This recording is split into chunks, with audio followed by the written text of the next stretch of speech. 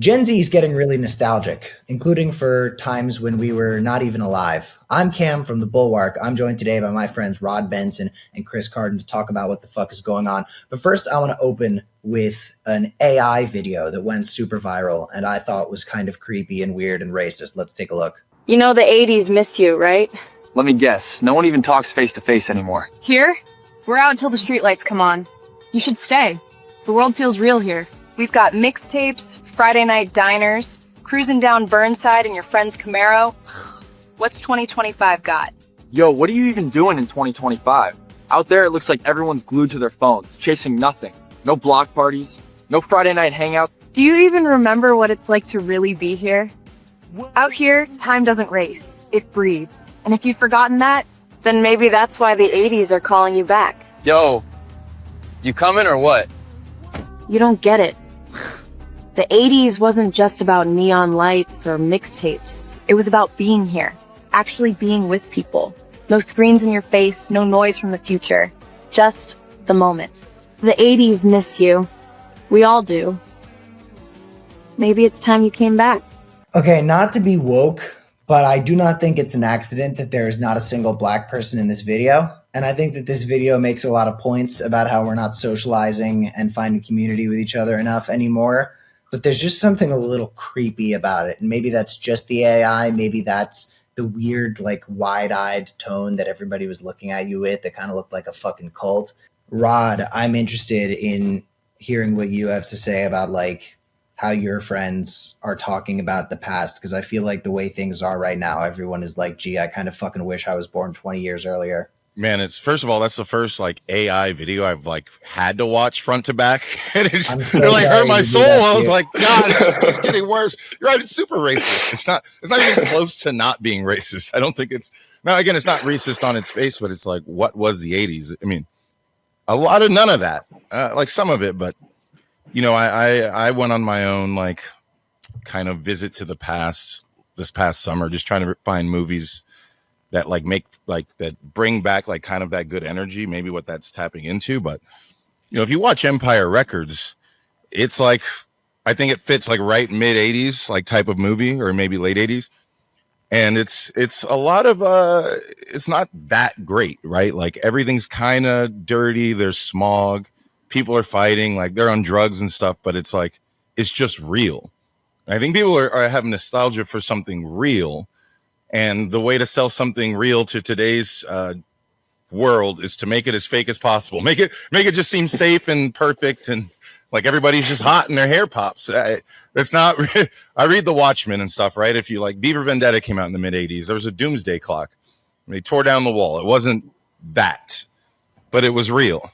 There's also like a giant AIDS crisis that the president was just very chill with. And I'm just like, look, again, there's cool shit to be said. But Chris, you're the one who pitched this topic to me, and I think it's really interesting. I think one thing that gets a lot of Zoomers hype about the 80s, and I know that attributing this to one specific cultural thing could feel a little sloppy, but I really think it's Stranger Things. Stranger Things is such a fucking massive cultural cornerstone of a lot of people, you know, who were born between like 1996 and 2004. It means it was like very huge. It was like the first ever streaming original series that had a big impact, and it's been around, still not even fucking done. It premiered like 10 years ago and they still haven't released season 5. But still, like, what's your take on what is motivating people to like disappear into kind of fantasies about the past? I think it's sort of like an escapism kind of thing about a lot of the things that people complain about today. Like, you know, back then, you know, they mentioned the whole smartphone thing in that, you know, very weird video that we just watched. You know, there wasn't that always online kind of pressure, you know, I mean, even into the 2000s, you know, when these things kind of started to pop up, like social media, instant messengers, etc. Do you remember messaging your friends, gotta go, or TTYL or something like that? You know, you don't do that anymore. Yeah, you don't do that anymore because you never leave, you know? And I think the people are kind of looking for an escapism from a lot of that antisociality. And there was definitely a period of time where like we got the benefits of being online without the drawbacks of like perpetually being online. And now that Palantir is developing technology to fucking scan our faces from our cell phones and sell all of our information to ICE so they can punch us in the face if we say anything mean. Like, that seems a little scarier. But I'm wondering, what's like the weirder shit you guys are seeing about how people are misinterpreting specific eras of the past? Like, what are people saying we don't have anymore that we also didn't have at that time? Well, I think, where my mind goes with it is, like I said, I've been on my own journey. And so lately I've rediscovered like late 70s music, which might be some of the most like emotionally deep music like America's ever produced, no matter what genre was kind of making it. And I was just like, I was having this moment of like, man, I just want to go back to that. Like, and then this is absolutely true because this is just like a week or two ago. Charlie Kirk was assassinated. And wait, then, what? Yeah, I know, right? It just happened. And then everybody's talking about you threw me off with that. Charlie Kirk, the podcaster? But when he was killed, people were talking about that we're re-entering this late 70s stage of, political unrest and violence, and like highlighted just how many assassinations were happening in the late 70s. And even like, a lot of the early 80s stuff, that's when Ronald Reagan took office and basically like made college, created student loans. Like he was trying to tamp down all the anti-Vietnam War rallies. Does it sound like anything familiar? I really think we're going to have nostalgia for this time as like, not like maybe not today, but like for the next 7 years. Because as an artist, I know tons of artists, writers, creators who are making things that the world has never seen. They're just not allowed to enter the mainstream. And when they do, we'll look back at this time like, remember we were at that punk rock bar, we couldn't afford the real one. That's how things were in the 70s and 80s. People were broke. And then there was Studio 54 and there was unrest everywhere. The 90s was kind of whitewashed all of that away and made it seem like we've just been having fun in games for years, but it wasn't really like that. Well, dude, I'm nostalgic for like literally 3 weeks ago. Like one of the things I said later in the day that Charlie Kirk got assassinated, I texted a friend of mine, like, I am so nostalgic for 10 a.m. this morning. I thought that things were so bad back then. I had no idea how much worse they are right now. A lot of Trump's biggest critics and a lot of his biggest fans are equally nostalgic for the first administration. Like I hear people who have dedicated their lives to fucking hating Trump be like, man, I miss Trump 1, dude. That was so different. He was so much more fun back then. It was just such a different story. But Chris, I'm wondering, as as a man from the American South, I feel like nostalgia is a really big thing down there. And like, I think that modernism is definitely a lot less popular, and you probably get a lot more people in Brunswick, Georgia, talking about how new shit sucks. Like, stuff that's happened recently is generally really bad. Like when you're talking to people from back home, do you get that larger sense? Because I feel like there's two major forms of nostalgia. There's, gee, wasn't everything so much better back then? And also like, gee, isn't everything so much worse now? And they very often go hand in hand.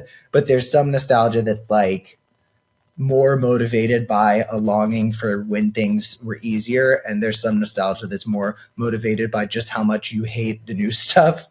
Like, what's your experience with that? And like talking to people, like when do they want to go back to, and like what is it about it specifically other than like segregation that they're really hyped about returning to?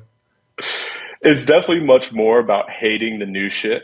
You hear a lot of complaints about the economy and this, that, and the other, and people forget how bad, 2008 was. The 80s, as Rod mentioned, there was a lot of political unrest, a lot of economic uncertainty. I mean, I believe we're still, kind of going through the Cold War in that time period. So they long for these things. I mean, we're also still going through the Cold War. That's what I'm saying. Now. They're longing for this era where we're largely experiencing a lot of the same things that we go through now, So I think it's more just about hating the new shit. Is it just that social media has made it easier for us to like figure out what's going on because we have more access to people's experience? And if there was social media at those times, everybody would recognize how similar things are and how little things have actually changed. Like, do you think that's what's going on? I'm trying to figure out. Well, let me jump in here. Because I think about this often, right? Like, I think that Chris's answer is actually really good. Like, most people aren't actually that interested in the past. They just know everything now sucks. So something I talk about all the time as an artist is that, in America, doing good business, like actually doing good business, isn't about having the best product. It's about winning. There's like multiple companies. I shouldn't say multiple, like pretty much every big corporation at some point had to either buy out or drown their competition because something better was coming. After 40 years of that across every industry, we no longer have the best things. People still like watching the new animes. People are getting their cars from China. There's all sorts of other places in the world producing new things. In America, new things are not good business. So we've been devoid of them. New ideas, thoughts. I wrote a book and we're working on a TV show, and it's like, it's crazy even how in this process, it's like, oh, don't upset this person. Don't talk about this. And it's like, yeah, if you keep doing that, you make nothing in the end. And people are tired of nothing. What would you say was like the last seriously culturally disruptive TV show? Like, I feel like there's a difference between a TV show that's willing to push the boundaries, like South Park having ICE arrest Dora and send her to Epstein Island. That's definitely pushing the boundaries. But in terms of something that like actually challenged the way we interact with the culture around us, like my first answer is Atlanta. And then the other one I'm thinking is the 2019 Regina King Watchmen show, where they were talking about masked police officers as this dystopic thing, seemingly prescient that was going to be a thing like 5 years later. Like, what was the last thing you saw where you were like, oh, this actually has the audacity to flip shit on its head? I know this is going to sound, but neither of those things flipped really anything on their head. They were just well-told stories about certain things. I honestly think The Office is the last show that was culturally significant in that way, because it is literally about capitalism. In fact, I've listened to interviews with Greg Daniels, the creators and all that, about the big difference between Michael Scott season 1 and season 2. In Michael's season 1, he's just an asshole. But for the rest of the time, he's sympathetic because Michael's like the antagonist of The Office is capitalism. Making Michael Scott also broke means everybody's in the same boat. And so everyone can relate to that show and find a character, because it's like, if everybody's struggling, it's actually more real than you think. And I think that its staying power is a testament to that. Go ahead. I also feel like part of what made Michael so, like, I do think that the villain is definitely just kind of the like banality of corporatism and how it, is so disruptive in your own ability to find yourself. But I also feel like one of the things they did with Michael that was really interesting, and I don't give a shit about veering off topic, I like this, is they gave Michael this sense of being this kid who was excluded during lunch in 6th grade, who's perpetually in search of kids he can sit with. And he had this yearning for human connection that he was so, that he felt so robbed of, because he's this different guy who like is probably not neurotypical. He's probably somewhere on the spectrum. And the kind of like inappropriate things he says to his coworkers, they really gave it that motivation of he's doing this because he really, really wants friends. And this is how he thinks you're supposed to interact with your friends. And the coworkers are like looking at the camera and kind of being uncomfortable, but they were able to contextualize Michael in a way that really made you get the sense of like, this is someone who is longing for human connection, and he's doing it the wrong ways. But there's this kind of childlike wonder in his eyes where it really does feel like he wants to just be embraced by the people around them, and he fucking cares about them too. And like, that's the other big thing about Michael that was missing in season 1, was you didn't really understand in season 1 how much Michael fucking gives a shit. And that's why I think the smartest episode ever of The Office was the one where Pam has the art show and she invites everybody to the art show. And Michael, who is like this figure that is so kind of loathsome, kind of likable, but generally just complicated in her life, he fucking shows up. He's the guy who does that because that's what friends are for. And he sees Pam as his friend. And that was when you were like, oh, Michael Scott is a truly brilliant character. Chris, I feel like the answer is going to be Blue Mountain State, and you're welcome to say Blue Mountain State without feeling like you're surrendering. But like, what do you think was because the reason that I'm asking this specifically is just, our cultural moments are so often defined by the art that was coming out at the time. And like our understanding of the 80s very much comes from 80s movies. And same goes for other eras. Like, the art that comes out plays such a formative hand in how we are going to look back at the time. What do you consider to be like the last show you watched where you're like, oh, this is like actually being challenging? Being challenging? I would probably have to go with Blue Mountain State. I mean, that era,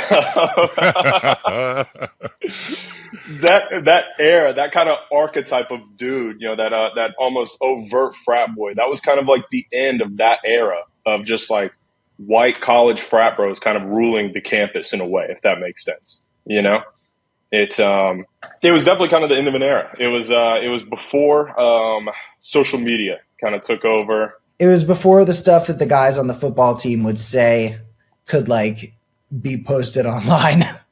And yeah. I think that's kind of one of the implicit things that people do miss is the era where like shit that you did would not be everywhere. We were kind of having this conversation, including with Congressman Ro Khanna on the show. We were doing an in-studio interview with Ro Khanna, this progressive congressman, about just this era where like so many of the things you do can just be used to completely ruin your life, because he's a Phillies fan, and we were talking about the Karen at the Phillies game that like stormed over to that father and son and demanded the baseball be ripped out of the child's hand and given to her.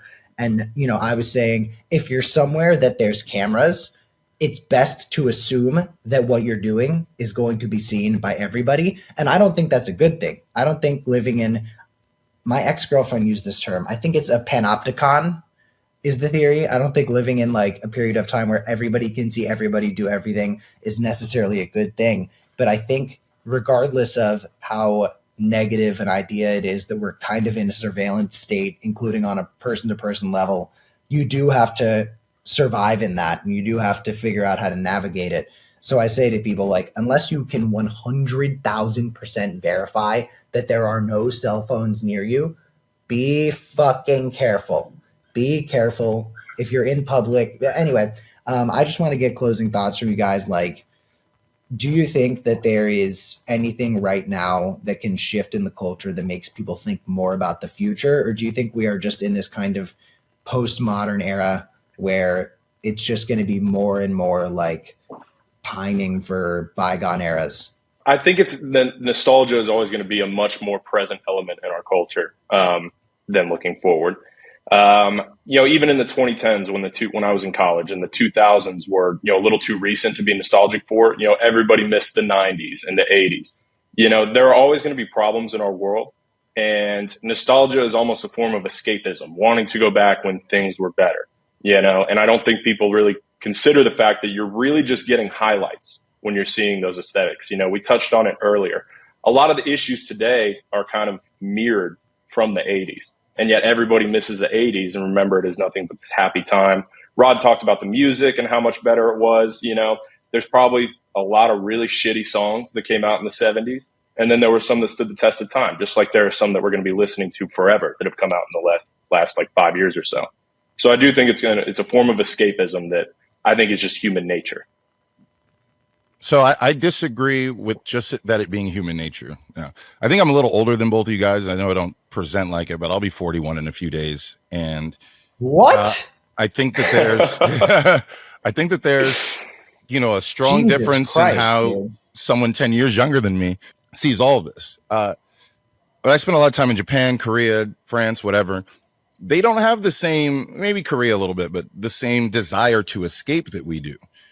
Again, we have been sold this idea that we're always producing the best thing. So it conflicts with our brain when we're not getting the best thing, and we can see something 10 years ago sitting right in front of us. But I firmly believe, again, just knowing the artists, knowing the art shows I'm going to be at tonight and this week, meeting musicians, even meeting people like Chris at improv shows where people are, me dressed like a leprechaun. Like, it might not have been that funny, but people are trying and they're getting close. And from my opinion, as someone who's been like very steadfast on this for about 3 years, every day I see more and more people looking towards people who have the ability to produce new things, because we exist.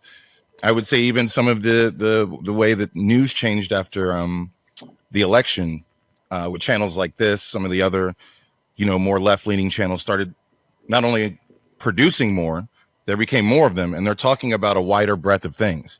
I think all of that changes what the future holds. Like right now, we are this way because we didn't have all of this input. But I feel like in 10 years, we won't be so nostalgia heavy because one, it'll all be cooked, it'll all be oversold. And two, the desire for something new will lead people to look outside of the sources they're used to and find it. And it might be regional, it just won't be as big. I'll end with this. You kind of led with double-digit movies, right? Smaller studios producing 10, 15, $20 million hits. That's never changed. They just stopped making them. That number is like the number. So it's just a matter of if people value that again, and it seems like people are. And I'm looking forward to it changing. I think that doing new stuff has kind of become a counterculture movement of its own. And like, that's how you fight against the AI era, is you actually try to subvert and be creative.